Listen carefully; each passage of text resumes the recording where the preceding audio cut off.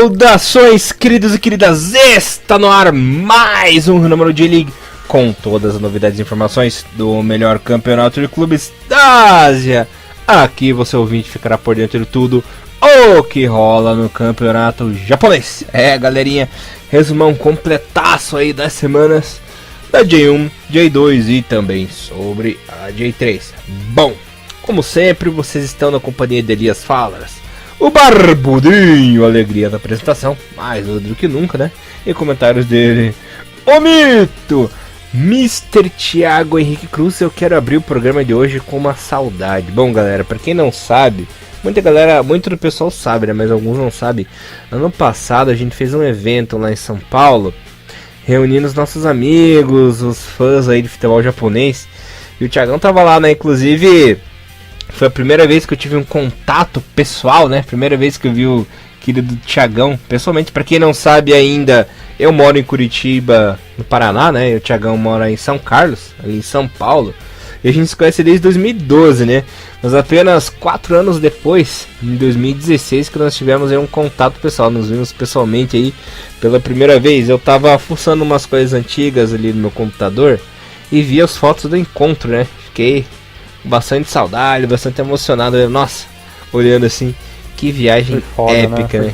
Foi muito bom. Foda. Podemos ver aí grandes amigos. Bom tempo eu já conhecia, trocadilho, conhecia o Thiago há um bom tempo, né, já, pessoalmente. Mas pude ver queridos amigos como o Glauber Tanaka, né, e o nosso querido Thiagão, pessoalmente pela primeira vez, e foi muito legal mesmo, cara. Com certeza, cara. Foi a galera que pôde ir, né? A gente, na verdade, eu não conheci ninguém do grupo, né? Do futebol nippon, nem o Elias, né? E ter tido a oportunidade de falar com esses caras pessoalmente, poder falar sobre futebol, poder falar sobre outros assuntos que normalmente a gente não discute quando a gente tá na internet, né? A gente acaba focando mais em J-League e tudo mais.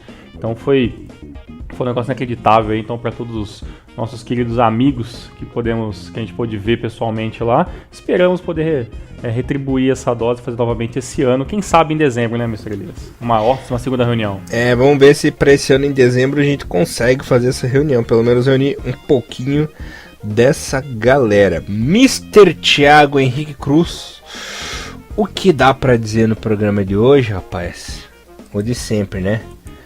Urawa levando o nabo. Não, primeiro a gente vai deixar o nabo do Urawa pra mais tarde, porque foi uma rodada adiantada, né?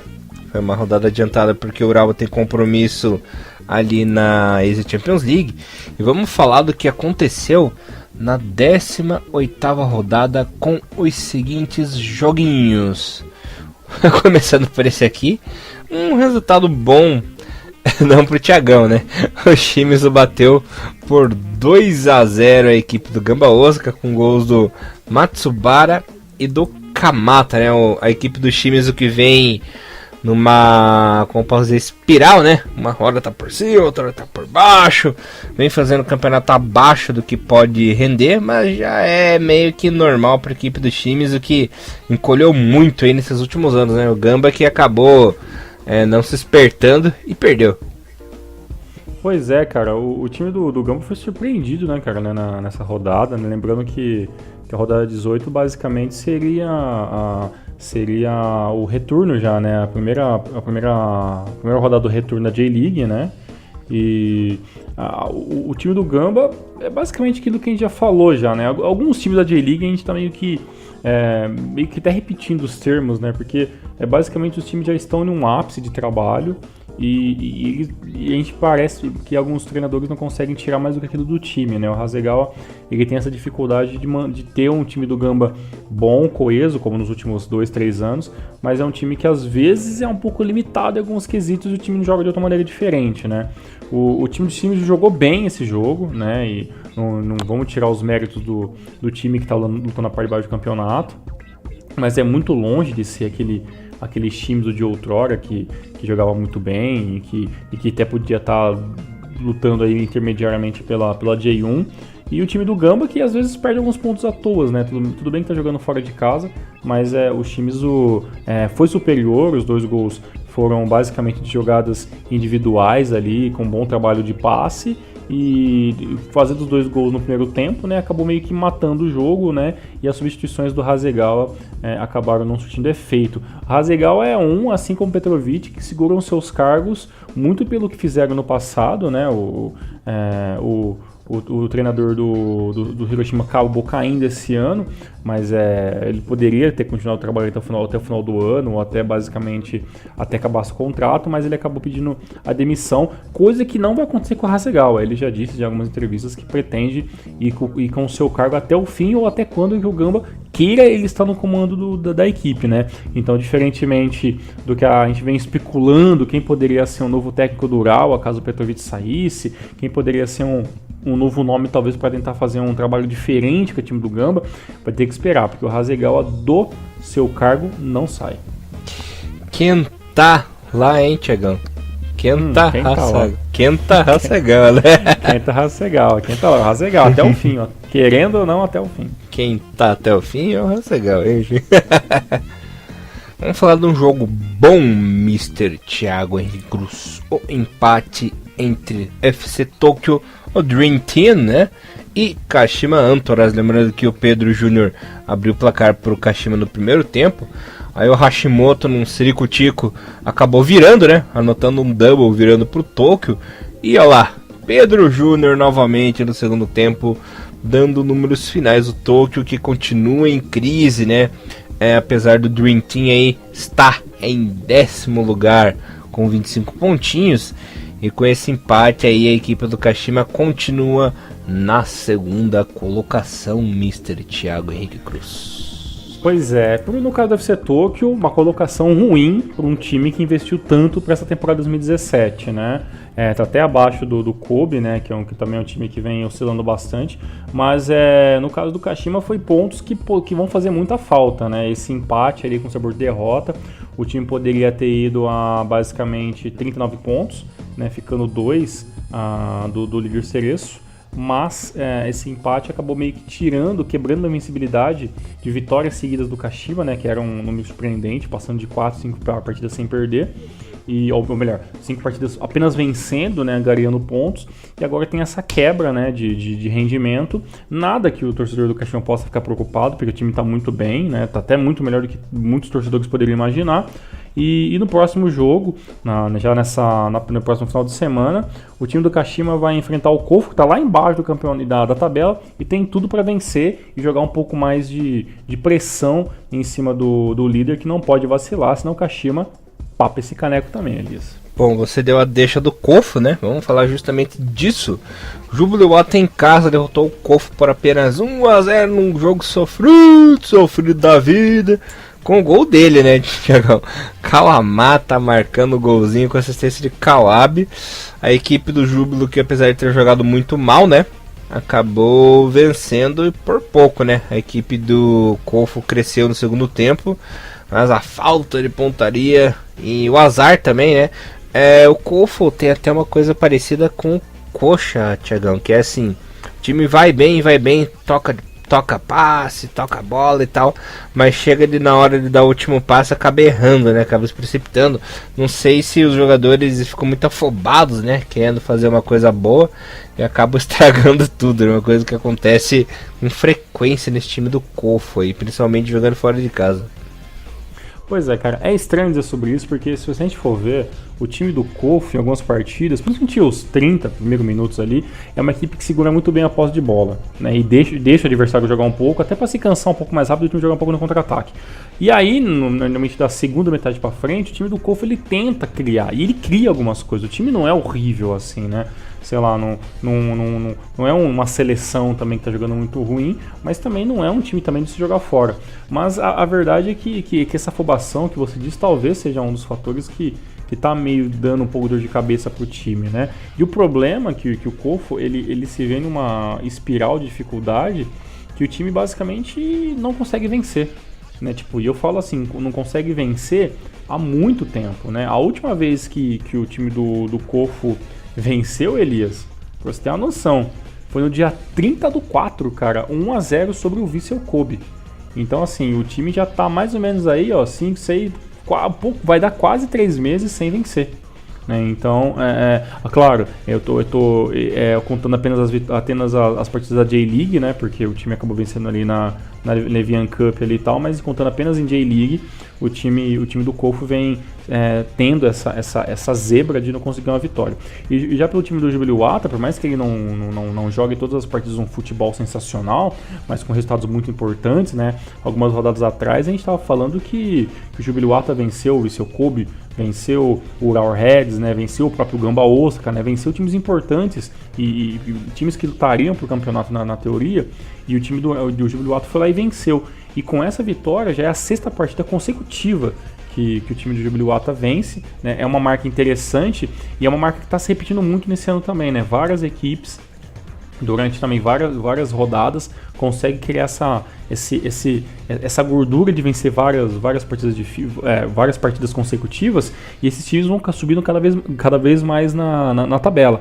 Não é o caso esse do Jubiluata, porque no começo do campeonato ele foi um pouquinho irregular. Se tivesse tido essa mesma campanha, esse mesmo entrosamento com o time, com certeza hoje o Júbilo não estaria em 7º, mas sim lá para 3º e 2º, porque a campanha dele é sim invejável para muitos grandes da J-League. Realmente, né? Isso aí você está certíssimo, Mr. Thiago Henrique Cruz. E sabe quem está com inveja, quem está sendo invejado aí nesse campeonato? Nenhuma dessas equipes que eu vou falar agora. O Mierdídia e o Contador de Sapporo ficaram 2-2. Só quis fazer uma gracinha, né? Deu certo. Só um suspense. Eu falei, exato. Caralho, vocês já vão falar do vencedor de 2017? Não, vamos calma. Do meu. Calma. Elias. Aquela é a cereja do bolo, literalmente. Mas enfim, falei, Thiago.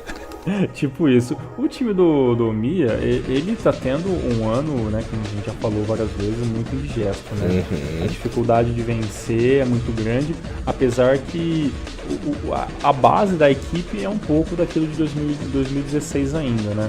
Mas o time deu uma melhorada. Não sei se você vai concordar comigo, ainda tá sendo um terror os jogos do Mia em 2017, mas pelo menos dá pra gente pensar que em algum momento essa equipe pode acabar se engrenando ali e acabar saindo da situação de pelo menos fugir do rebaixamento. Né? O jogo não foi um primor, né? Assim também porque o time do Sapporo não é um primor e está basicamente um ponto acima do Omiya, mas era uma partida direta, qualquer um que ganhasse ia conseguir ter um respiro momentâneo ali, né? Então o empate foi meio que justo pelo bom jogo que teve, né? E eu ainda vejo o Sapporo e o Omiya melhores do que o Kofu em questão de um momento de dificuldade, o time acabar conseguindo tirar uma vitória de onde não tem, né? O time do Omiya conseguiu até vencer 2 partidas seguidas, né? Algumas rodadas atrás ali, acabou vencendo até o Hiroshima por 3-0, 2 rodadas atrás.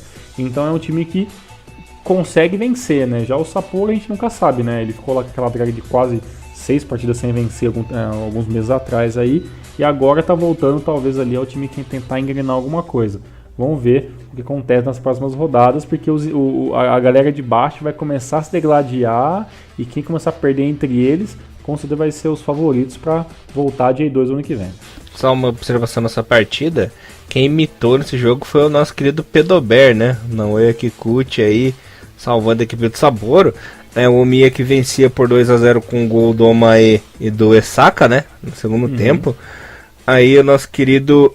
não foi Pireki, foi o Fukumori, rapaz. Eu tava querendo enaltecer o nosso querido Pedober aqui. Mas foi o Fukumori. Nem assim. Eu confundi de zagueiro. Pois é. Para as próximas rodadas, o time do Sapporo vai receber em casa o indigesto Ural Reds, que vai vir com tudo contra o time, mas se o time do Sapporo vencer, vai ser um negócio muito épico e vai acabar de colocar o Petrovic na berlinda.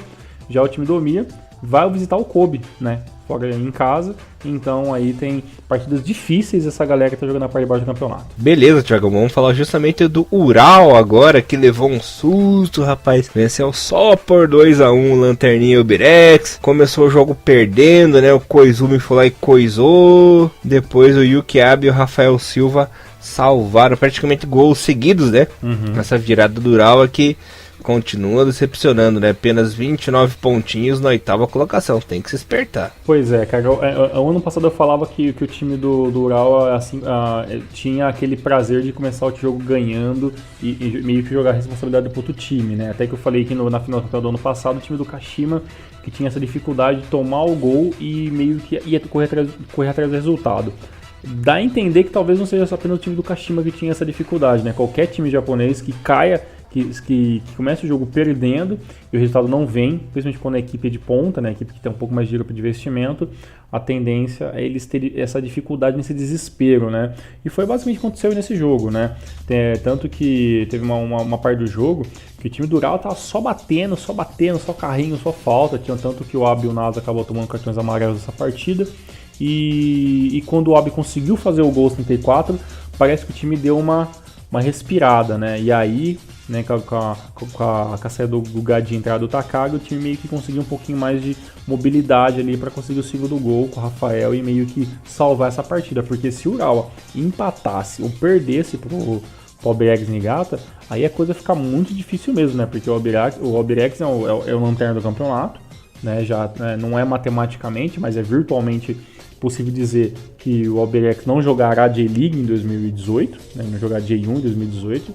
Então, o time do Ural que já está nesse turbilhão de dificuldades, vai jogar CL, não sei o que, ainda perde pro Lanterna, seria muito difícil ver depois a entrevista do Petrovic, que, né, já está ali mudando um pouquinho o seu discurso, né? A gente está acostumado aqui Petrovic bem sisudo, né? E falando como se ele nunca poderia estar errado sobre nada ali em relação ao Ural. A gente vê que ele já está um pouquinho mais pianinho, falando um pouquinho mais calminho, porque sabe que ele está assim, meio que se equilibrando em cordas para não ser despedido do time em 2017.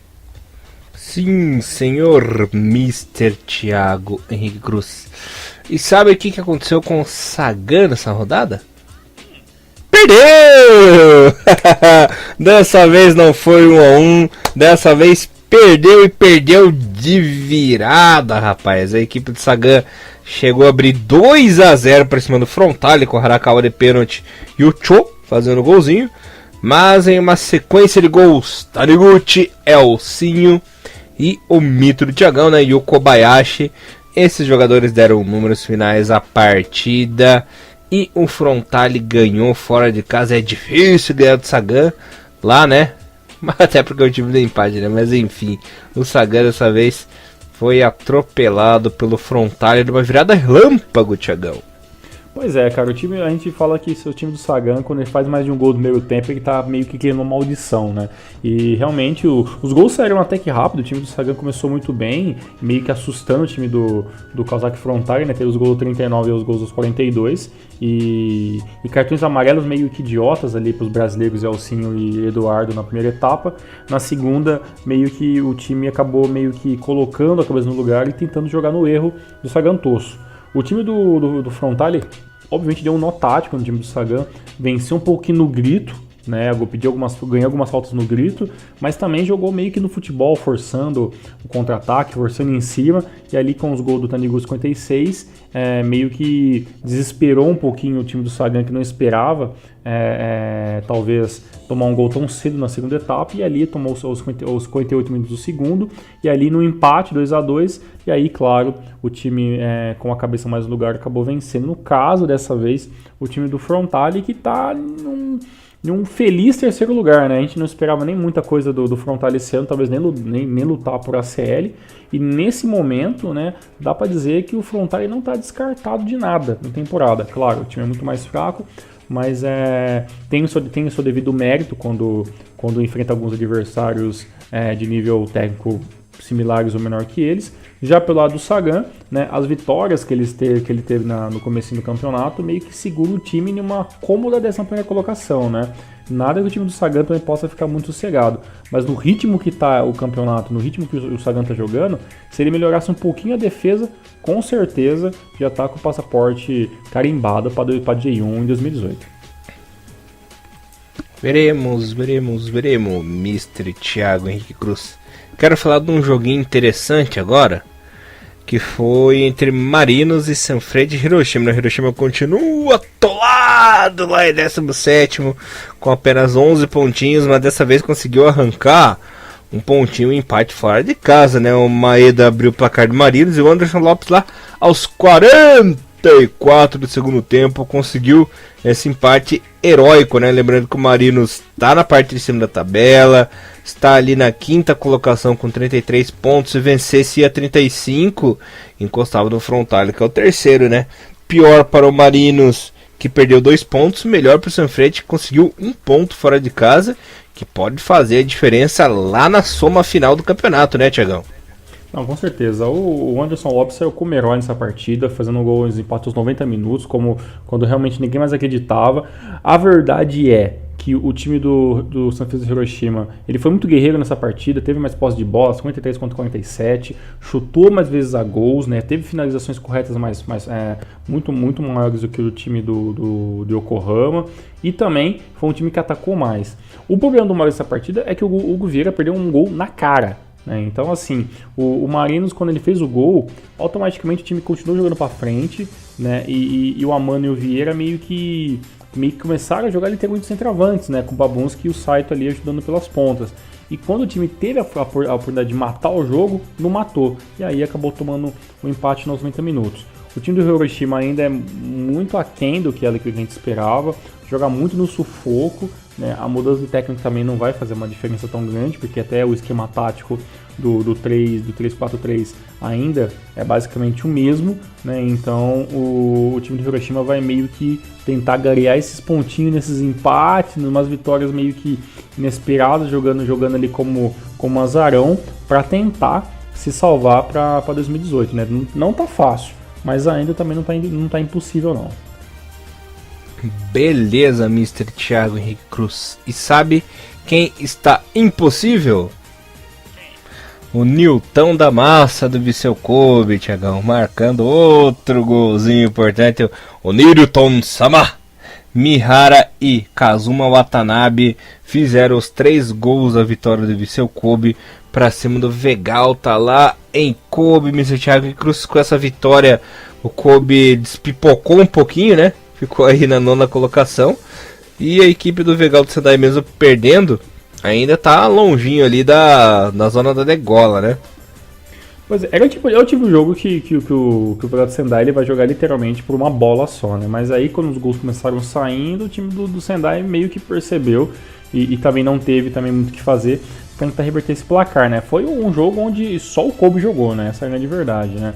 Talvez se não tivesse tomado o gol tão rápido o time do Sendai, talvez ele poderia estar pensando em talvez mudar um esquema tático, talvez jogar um pouco mais pelas pontas, forçar um pouco mais, mas eu acho que no time do Sendai, quando ele acabou tomando o primeiro gol, meio que foi uma ideia de, putz, vamos fechar, vai estar jogando contra-ataque, mas acabou não funcionando, né? Mas no caso do Sendai, foi uma vitória que, claro, faz falta, qualquer ponto faz falta, mas como o time vem jogando tão certinho, apesar das suas limitações, o time do Sendai meio que não se abala com essa derrota, né? A derrota já era meio que esperado, uma vitória contra o Kobe seria até um possível milagre, né? Jogando fora de casa, mas foi uma vitória onde aquela gordurinha que o Sendai ganhou em alguns joguinhos fez meio que a sua obrigação de, pô, perdemos, não tem problema nenhum, a gente veio meio que preparado para jogar pelo contra-ataque, e bom pelo Kobe, que ainda tem muito que remar se quiser realmente lutar por essa esse ano. Eu acho difícil, mas bem, diz as más línguas que o Kobe é até mais favorito que o próprio Frontale de conseguir essa vaga. O negócio é esperar para ver mesmo. Vamos ver, né? Que futebol japonês é sempre uma caixinha de surpresa. Exatamente. Bom, deixei os 2 melhores jogos para o final, né? Primeiro falando da rodada regular aí, de virada, a cereja do bolo, né? Deixamos por último, hein? O Cereço Osaka bateu o Rei Sol por 2-1. Taketomi até tentou estragar a festa, mas Sugimoto e Souza com passe do Mizunuma, né? Deram números finais aí para a equipe do Cereço, que continua mais líder do que nunca, com 38 pontinhos. E lembrando que a equipe do Cereço mais uma vez jogou lá no Quincho, né? Que é aquele estádio menorzinho ali do lado do Nagai Stadium. Não sei porquê, era um jogo para público bom, mas enfim, quiseram, né? Pois é, a galera tentou ali, né, aquele esquema de o estádio mais acanhado, né, talvez ali para botar um pouco de pressão. Funcionou, mas o gol do Taketomi no final do primeiro tempo deu meio que uma desestabilizada no time do Cereço, que teve que ir atrás do campeonato, fez algumas modificações ali e tudo mais.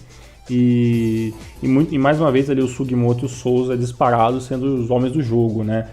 Basicamente não tem um jogo onde o Sugimoto não seja diferenciado.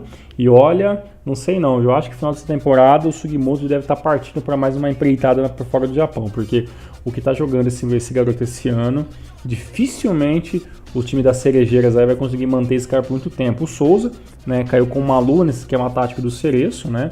Ele que acabou conseguindo receber um passe ali do Mizunuma ali e acabou meio que dando números finais. O time do Rei Sol jogou muito bem, né? Poderia ter empatado o jogo, poderia até ter feito um gol com o Ramon ali no começo do segundo tempo, mas prevaleceu o time que foi um pouco mais competente e, nesse caso, foi o Cereço. Mas se esse jogo fosse jogado pelo menos mais umas 2 vezes seguidas, como a gente faz no videogame, dava pra pensar aí talvez no Rei Sol vencendo também, porque foi uma equipe que jogou bravamente e merece a notoriedade que tem em 2017, porque tá jogando muito bem o time do Rei Sol. Cara, só falando isso porque tem a camisa, né? Não falo do Rei Sol, do Cereço é campeão 2017. Eu tô falando bem do Rei Sol, cara, já é um milagre já, entendeu? Ai, que sarro. Bom, antes de eu fechar aqui a tabelinha, eu quero falar do jogo que foi adiantado, né? O jogo adiantado aí da rodada pra frente. Não, o jogo adiantado da rodada de trás, né? Gênio retardado. Cereço Osaka mais uma vez desfilou, bailou, jogou bola e destruiu desta vez o Urawa pelo placar de 4-2. Dessa vez jogando lá no Nagai, né, Thiagão? Mais de 30 mil pessoas poderão acompanhar esse clássico. Sugimoto mais uma vez arrasando, era 10 minutos de jogo, o Sugimoto tinha feito 2-0, né? Depois o primo do Thiagão, né, Lulu, diminuiu. Rotaro Yamaguchi e Maruhashi, com mais uma assistência do Mizunuma, fizeram os 4 gols. E o Rafael Silva já no último lance do jogo, né, praticamente, diminuiu, deu números finais à partida. Cereço Osaka, que tá voando essa temporada e tá dando orgulho de Cerejinha, hein, Thiagão? Pois é, cara, esse realmente ninguém esperava literalmente esse embate, tanto que mesmo os torcedores do Urawa que estão muito com o pé atrás do time, com certeza colocariam como o Urawa vencedor dessa partida, pelo menos um empate, né? Mas tomando 2 gols, menos de 10 minutos de jogo, isso quebrou completamente o time do Urawa, que teve que mudar completamente o esquema tático, mudar toda a possibilidade de jogar com o time no ataque, como realmente faz o time do Urawa, né? E talvez não saberia jogar muito bem de outra maneira, e os gols começaram a ser de maneira inacreditável, né? Todos os gols do Cereço, ou melhor, o resultado do jogo foi feito apenas em um tempo, né? Com gols aos 6, aos 8, aos 27, aos 35, e o time do Urawa ficou realmente perplexo, né? E mesmo que tenha vindo no segundo tempo uma proposta de segurar um pouco mais o meio de campo, jogar um pouco mais o contra-ataque, já que sabia que o time do Cereço também ia dar uma segurada, mesmo assim o time do Urawa acabou não conseguindo nem fazer um terceiro gol para tentar diminuir um pouco essa grande cacetada que levou no primeiro tempo, né? Então o time do Cereço tá de parabéns, né? Acabou segurando muito bem ali o resultado na segunda etapa, fez um primeiro tempo, eu acho que o melhor primeiro tempo de 2017 do time do Cereço foi esse jogo contra o Urawa, e foram pontos importantes, né? Porque por mais que o time do Cereço tá vencendo aí muitas partidas seguidas, tá meses sem perder, ele tá pouquíssimos pontos do Kashima, né? Então assim, mesmo vencendo, tá difícil despontar no campeonato, né? Diferente que às vezes a gente vê na J2, né, quando alguns times acabam abrindo 10, 15 pontos de um segundo ser colocado, a diferença ainda é muito pequena. Então o time do Cereço, por mais que esteja jogando muito bem, tem que continuar essa mesma pegada até a galera começar a dar uma falhadinha lá atrás. E no caso do Urawa, né, é tentar o máximo possível correr contra essa maré de azar. O Petrovic também dificilmente acredito que vai sair do cargo, a não sei se acontece um negócio muito fenomenal. Eu ainda acredito que até o final da CL, ou melhor, até o final de 2017, o Petrovic ele tem ali o seu cargo quase 80% mantido na equipe, a não ser que aconteça tomar um 5-0 de um time muito doido por aí. Mas nesse meio tempo, com certeza, pro time de Saitama. O máximo que eles vão conseguir nessa temporada é lutar por uma vaga de ACL. Não tá muito longe, mas tá cada vez ficando mais difícil, né? Se a gente for contar apenas a distância entre o Urawa e o time do Kawasaki Frontale, que é o terceiro na tabela e o último ganhando a vaguinha, a diferença de ação em 6 pontos. Então, se o time do Urawa quer pelo menos salvar essa temporada de 2017, tem que começar a jogar bola e tem que começar agora. Vamos ver o que vai dar disso tudo aí, né, Thiagão? Vamos ver, né? Tem que ver. Tudo especulação aqui. Pode acontecer um monte de coisa no meio da semana, mas no momento é o que a gente acredita, né? Vamos ver, né? Fé no pai que o resultado saia. Fé no pai que o resultado saia. É bem isso aí. Rodadas nos dias 29 e no dia 30. E um detalhe, Elias, já que antes que a galera deve estar se perguntando por que estão adiantando este jogo do time do Urawa Reds, Mr. Elias? Bom, adiantando porque a equipe do Urawa tem compromisso na CL, né? Lembrando que está ali já nas quartas de finais e enfrenta o Frontale, né? Parece que o jogo do Frontale mais pra frente aí também será adiantado, né? Vamos ver quando que sai essa data do jogo do Frontale. E dito que a draga tá feia, mas caraca, será que o Frontale vai eliminar o Urawa? Ai, não duvido, hein?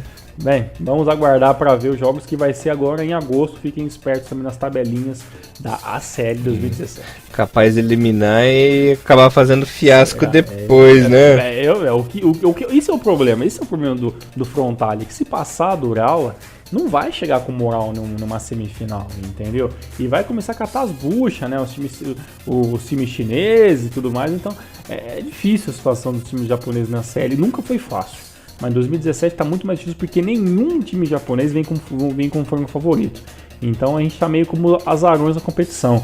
Então eu espero que entre Frontale e Urawa que passe o melhor qualificado para pegar depois um time que vai ter uma vantagem não só moral, mas também de elenco também, que a gente sabe que está difícil bater de frente com os elencos chineses aí, principalmente aqueles que estão sempre colocando grana no mercado, trazendo jogadores diferentes para estar compondo os seus elencos.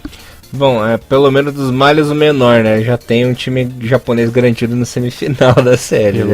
Pelo menos isso. Enfim, né? Só lembrando que os jogos da CL, né, entre Frontale e Urawa acontecem no dia 23 de agosto e 13 de setembro, a volta, né? E pega o vencedor do Shanghai International e o Guangzhou Evergrande, né? Duelo Japão e China, né? Complicado. Ou seja, um deles vai catar o Guangzhou. Difícil, né? O time do Guangzhou é um filho da puta, né? Então é difícil, hein? Se o time japonês vencer o chinês e chegar na final, aí chega um favorito. Mas passar pelos chineses são outros 1.550, né? Então é meio difícil aí. Só digo uma coisa pra vocês, né? Se o Frontale chegar na final e ganhar, vai ser mais do nada que o Honda no Pachuca, né? Exatamente, que essa é a frase de 2017, né? Quando acontece uma coisa muito do nada, é mais do nada que o Honda no Pachuca. Mas, bem, já que você entrou nesse assunto, nem tava na nossa pauta falar sobre isso, mas já que você citou esse gosto amargo de tequila, né? Esse taco estragado, né? Esse taco, né? Enquanto o Shinji Kagawa renovou até 2022 o seu contrato com... 2022 não, até 2020, perdão. Com o time do Borussia Dortmund, temos ali um anúncio inusitado, que é o time do Keisuke Honda no Pachuca do México. E inicialmente eu fiquei muito puto. Ainda estou um pouco incomodado, mas já estou, sabe, aquela sensação de... Já estou... Como que diz, Elias? Como... Você meio que se acomodou com a situação já. Tô conformado. Isso, já estou me conformando com essa situação. Era melhor realmente do que o Honda acabar caindo no limbo chamado Major League Soccer. Mas, né, a gente tem que esperar muito para ver, né? A conversa que parece em todas as mídias sociais ali é que o fato do Pachuca vir jogar o Mundial foi um fator onde o Honda teve que pensar e blá blá blá blá blá, mas a gente tem que ver na prática mesmo o que pode mudar. Elias, eu acho que eu não perguntei isso para você sobre isso ainda. O que você acha de Honda no Pachuca? É um passo a mais para a carreira do cara? É um fim de carreira anunciado, literalmente, para fazer uma grana de voltar para o Japão? Porque, por mais que o campeonato mexicano seja um campeonato muito parecido com os campeonatos sul-americanos, ainda acho eu que o Honda tinha um gásinho pra gastar ainda, né, na Itália num time menor.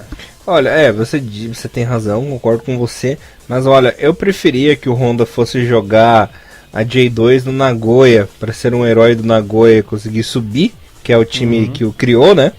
Sim. Do que jogar no Pachuca lá na Liga Mexicana, né? Não sei se o Hari Rodic vai conseguir acompanhar ele ali nessa desgraça. Eu acho que o Hari Rodic não tá acompanhando ninguém, cara. Ele já fez a seleção dele no PES 2017, entendeu? E tá convocando, porque o Honda e o Kagawa a gente sabe que estão bem aquém daquilo que a gente espera em questão de seleção, né? É complicado, cara. Eu achei uma loucura. Realmente foi uma aposentadoria adiantada, né? No Honda. Foi muito do nada. Simplesmente ele chegou e acertou com a equipe e dane-se, né? Podia ter jogado até na segunda divisão italiana, sei lá. Vai para uma liga menor, vai jogar na Suíça, vai jogar na Áustria, né? Igual no próprio time dele lá na Áustria. Mas, pô, jogar no México, cara, tudo bem que... porque é o seguinte, ele vai vir como titular. Né? Pelo menos isso, ele né? Titular. Pelo menos isso. Agora a questão é o seguinte, ele chegou no Milan como titular. E quando ele começou a amargar o banco do Milan, fez cara feia e não gostou. Agora a questão é o seguinte, será que ele vai aguentar? Se eles vamos supor nas piores situações que o Honda não jogue bem, tem uma dificuldade de adaptação no Pachuca nos primeiros meses. E porque lá o futebol é pegado, meu amigo, ele é frio ao lugar, é só pancada. E ele acaba amargando um banco de um mexicano wherever, entendeu? Do Gonçalves, entendeu? Ali, do Lúcio Gonzalez ali no México. Será que ele vai ter saco de putz, eu tô aqui no banco, eu vou ser humildão, vou tentar conseguir meu espaço, entendeu? Ou ele vai desanimar como fez no Milan, porque no Milan ele viu que não ia conseguir ser mais titular e meio que, tacou foda-se mesmo, não fez uma mudança de treino, não tentou evoluir em nada e acabou sendo mais um fracasso, né, entre tantos do time do Milan, né, não foi só culpa do Honda, o Milan tá na draga que tava, foi uma junção de coisas, mas o Honda também eu não vi ele se esforçando para também mudar essa situação, então eu espero o seguinte, que ele vá pro México pensando em ser o japonês que jogou jogar no México, né, não tipo, sei lá, foi mais um asiático que foi para um time wherever, fez 6 meses, 1 ano, e depois acabou pedindo dispensa porque viu que não ia conseguir se adaptar a situações um pouco diferentes, né? Então eu espero que o Honda ele vá para se destacar, porque se ele for para ser banco, meu amigo, aí eu vou desencanar mesmo jogador e foda-se onde ele for jogar. Mas se ele for com esse espírito de vitória mesmo, assim como ele tá falando em espanhol, né? Não sei se você viu, ele... saúda a todos, é isso, Honda? É muito engraçado. Estou muito contente em fichar a Pachuca. Ai. Saludos. Saruda, então já que ele tá sarudando todo mundo, então saruda todo mundo e seja titular dessa porra desse time e que a gente possa vir daqui um tempo e falar, puta Honda, obrigado por calar a nossa boca, você tá jogando muito, tá bebendo tequila que não doido mesmo e vai pelo menos ajudar o Japão a pelo menos passar de fase na Copa 2018.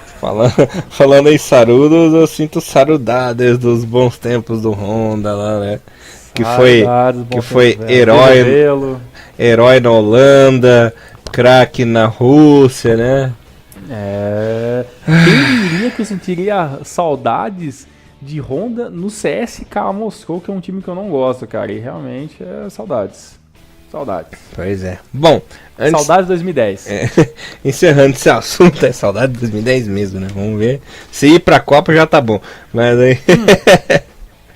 Falando aqui da classificação da J1, né? Que eu esqueci de falar pra vocês. Até eu esqueci. Então, é emoção, né? Toca lá no fundo. O Cereço Osaka é o líder com 41 pontos, seguido do Kashima com 37 e o Frontale segue o líder, né? Fecha aí o G3 com 35 pontinhos, essas que seriam classificadas aí para a CL. Serão rebaixados no momento o Omiya Ardija com 15, Sanfrecce Hiroshima com 11 e o Albirex Niigata com apenas 8 pontinhos. Mr. Thiago Cruz, deixa eu falar uma coisa engraçada agora. Sei que no Fantástico, né, na Globo, tem a corrida dos cavalinhos, né? Aqui é a corrida do que? Dos babuínos, será? Porque tem os macaquinhos com a bundinha de fora lá no Japão que são famosos, né? Então segue a corrida dos babuínos aí, né? Pode crer. Seria genial um bonequinho disso com as camisetinhas, seria muito bom. Seria só os que tem a bundinha rosa, né? Tipo o Babão, né? Lembra do Babão? Isso aí. O máximo Chatolino. Exatamente, o Ural é o máximo da Chatolino, tá lá embaixo. E o Ural a bunda de fora, né? Capetinha vermelha. Tipo isso. Eu mandei bem nessa. Ai, não, o máximo é o Kashima, né? Que é o dono da porra toda, né? Com a camisa escrita Spirit of Zico. Não entramos mais no polêmico, vamos mudar de assunto. Tá bom. Mais polêmicos do que mamilos, né? Mas enfim. Exatamente. Bom, falando da J2 agora, Thiagão, bora lá! Isso é verdade, a J2 aqui. Vamos pra J2, nossa senhora. O assunto Honda, virtuou tudo, fudeu tudo. Rasguei uma falta. Às vezes o indivíduo fica louco na droga, né? Tipo isso. Mete tequila e vambora. Ai! Vamos lá. Honda. Em vez da riba, vamos a barro agora, né? Na divisão de baixo. A J2 que tivemos aí. A 24ª rodada, vamos ver se tem um resultado diferente que mais do nada que o Rondônia Pachuca, né? O Montedio bateu o Belmário por 3-0. Tá aí o primeiro resultado do nada, né? O líder levando uma sabugada. GF United bateu o Tsuegi em Kanazawa por 2-0. O Matsumoto Yamaga bateu o Ehime por 2-1. O Gifu perdeu em casa do Maitida por 2-0. O Kyoto com o Túlio mais uma vez mitando, né, Thiagão? Ele que virou o zagueiro artilheiro, o zagueiro atacante.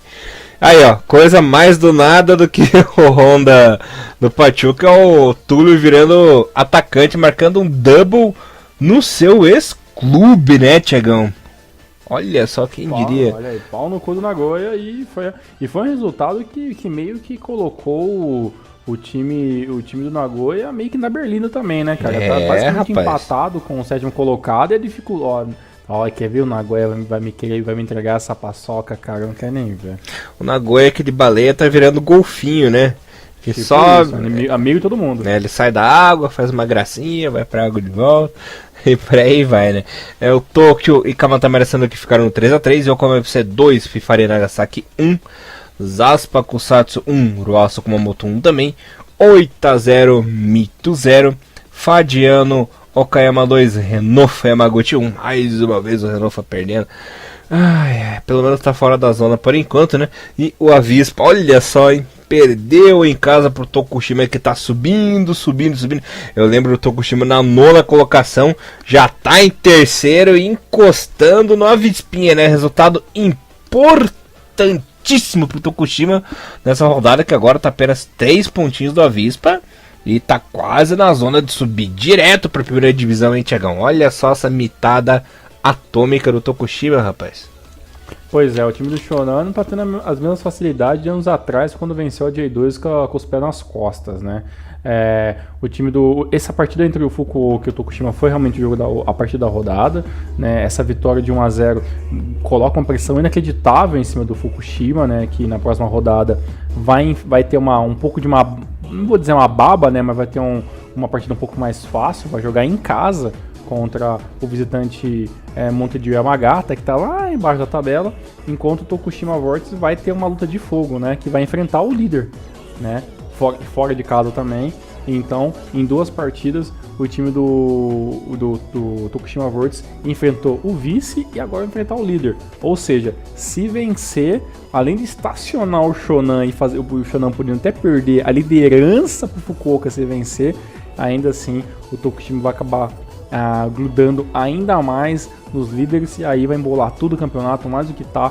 Então tô torcendo muito por uma vitória do Tokushima nessa próxima rodada aí, pra mim que apimentar de vez essa parte da tabela. Na parte de baixo, né, a gente tá vendo um Gifu milagroso, né, perdendo 2 seguidas e ainda tendo em 18º colocado, e o Renofa, que tinha até conseguido uma sequência legal de 2 vitórias seguidas, né? Voltou a amarga realidade, né? Jogando contra o Okayama, aquela derrotinha, mas eu ainda acho sim que o Renofa ele tem gás, para começar a angariar uns pontinhos aí e começar pelo menos passando do Kumamoto ali, o time acaba meio que disparando. A questão é, né, o time do Renova também não pode embaçar muito, porque a diferença dele com o primeiro rebaixado é de pelo menos só 4 pontos. Então, né, são 5 pontos.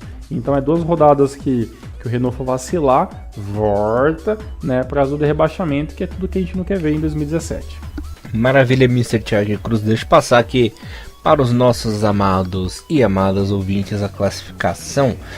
O Belmar é o líder ainda com 47, o Avispa em segundo com 46, lembrando que essas equipes têm acesso direto à primeira divisão, né? A parte de baixo ali dos playoffs está em terceiro, Tokushima com 43, lambendo a nuca dos líderes. Olha esse Tokushima, hein? Pode impressionar, como daquela vez, né? Com o Kakitani jogando aí, nunca me esqueço. Em quarto lugar tem o Fifari Nagasaki com 41. Em quinto, Yokohama FC com 38 e fecha a parte do playoff Nagoya, né? Ainda com 37 pontos, apenas à frente do Fadiano Okayama, que tem a mesma pontuação no saldo de gols, né? Tem mais 2 e o Fadiano tem 0. Estariam sendo rebaixados no momento o Kamatamare Sanuki com 14 pontinhos e o Zaspa Kusatsu, que faz jus ao nome, né? Tá dormindo lá no spa, tá relaxando, tem que acordar, senão vai se lascar, rapaz. Bom, a artilharia continua sendo liderada pelo Layab, né? O norueguês voador. O Abdul Layab, né? Abdul Layab, vamos lá. Por isso, né? Tá explicado. O Atari do Tokushima tem 14, é o vice-artilheiro. Wellington, Goto e o Tanaka, né? O Wellington do Avispa, o Goto do Oita e o Tanaka do Kyoto com 12 golzinhos. Fecham aí a artilharia da J2. Mr. Thiago Henrique Cruz. Bora pra J3? Bora lá, rapidão, bora lá. Beleza, correndo aí pra J3, onde tivemos os seguintes resultados. Fujieda 2, Fukushima 0. Sub-23 do Tokyo perdeu pro Giravanza em casa por 2-1. Tochigi 1, Sagamihara 0. Gamba Osaka Sub-23 perdeu pro Kataru Toyama, que vem crescendo na competição de um jeito, rapaz. Já é vice-líder, olha só, hein. 2-0. O Grula Morioka perdeu em casa pro Gainari Totori por 2-1. O Blaubitz, líder, perdeu para Azul Claro, que também vem crescendo, vem imitando, encostou de vez ali nos líderes por 2-0.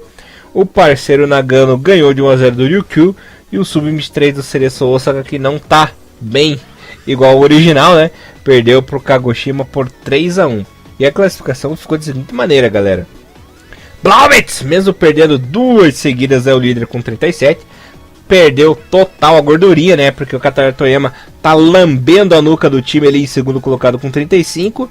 E já em seguida em terceiro, mesmo fora ali da zona de classificação. Lembrando que os 2 primeiros sobem e não tem playoff, né? Sobe só 2 e pronto. Está ali o Azul Claro, né, Thiagão? Com 34 pontinhos, com uma sequência muito boa. Encostou de vez e essa equipe aí vai dar dor de cabeça pros líderes, hein? Pois é, cara. Infelizmente o Akita teve a dificuldade e acabou perdendo pro Sub-23 do Gamba. Pontos que fizeram falta. Uma segunda derrota seguida. O Azul Claro tinha realmente a obrigação de vencer essa partida. E assim como o Blaubitz também tinha a obrigação para continuar uma certa vantagem. Não deu, né? Normal, os times oscilarem. E agora estamos aí, ó. A diferença de 2 pontos entre os 3 primeiros colocados. Vai acontecer muita coisa nessa próxima rodada. Se, por exemplo, né, o Blaubitz perde mais uma, né, e ele perde a liderança, e aí a gente vai ver uma coisa nova, né, uma mudança de líder na J3, algo que a gente não vê há muitas rodadas, já que, né, como o Elias já falou, o Blaubitz aqui tinha uma vantagem que ele estava ali meio que administrando já faz pelo menos umas 10 rodadas. Então as coisas vão mudar. Então temos uma J2 e uma J3 e até uma J1 também. Todos os campeonatos japoneses, os 3 principais do Japão, estão assim muito parelhos, né? Ninguém está muito disparado. Isso é uma coisa que a gente vê faz tempo. Então vamos ficar na torcida de olho aí, porque a J3 tem muita coisa para acontecer, diferentemente dos últimos anos, onde o primeiro colocado ganhou com os pés nas costas e o segundo se matou com o terceiro no campeonato todo. Esse ano temos campeonatos correndo às torta direita nas 3 divisões do Japão. Maravilha, Thiagão. Acabou por hoje? Bora, senão vai acontecer alguma outra novidade louca aí, como Honda no Pachuca. Mais coisas do nada. Enfim, galera, espero que vocês tenham gostado do programa. Voltamos mais na semana que vem com boas novidades. Tenham aí uma ótima semana aí. Renomaru, levando o melhor futebol japonês pra vocês. Um abraço, galera. Até semana que vem. Valeu, tchau. Sayonara.